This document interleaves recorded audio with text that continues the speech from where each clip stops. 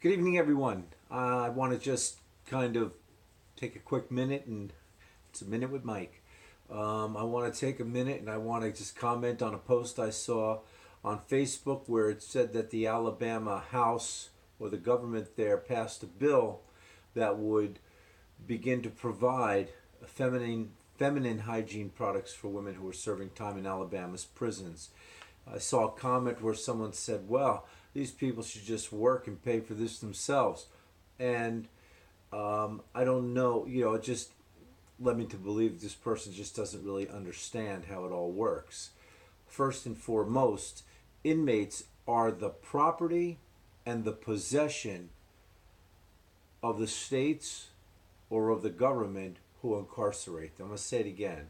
They are the property and the possession of the states and the governments who incarcerate them. I have had corrections officers say to me, "I own you. You'll do what I tell you to do, when I tell you to do it, and how I tell you to do it." Okay?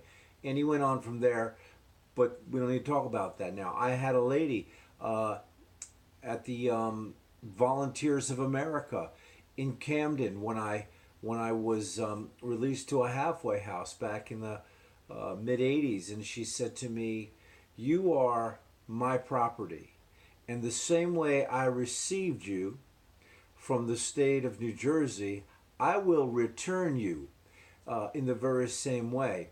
We had an argument over a dirty urine, and it wasn't dirty, but it wasn't my urine anyway. But the idea that I don't think people really understand this, that inmates are the property and possession of the state. So the 13th Amendment says that slavery in America has been abolished, with the exception, and I want to emphasize the word exception, with the exception of those duly convicted of a crime.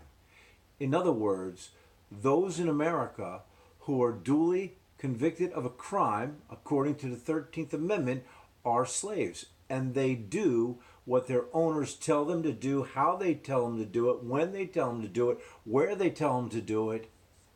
You see?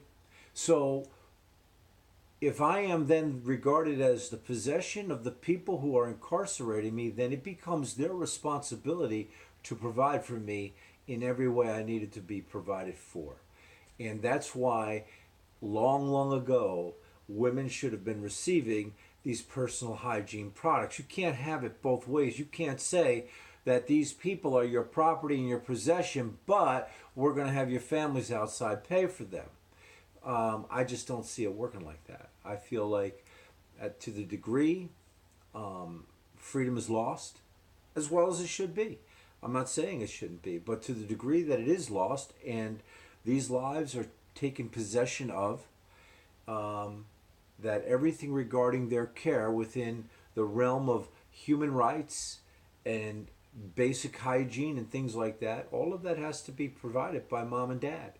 And in this case, mom and dad is the state. It's the government. And so just to explain that to people who might not understand why this is a big deal and kind of a big win for inmates, that I think that kind of sums it up. And if you have any questions, if you disagree with what I'm saying here, I'd love to hear from you. I'd love to talk about it. But yeah, that's my message for the evening. So God bless everybody and take care.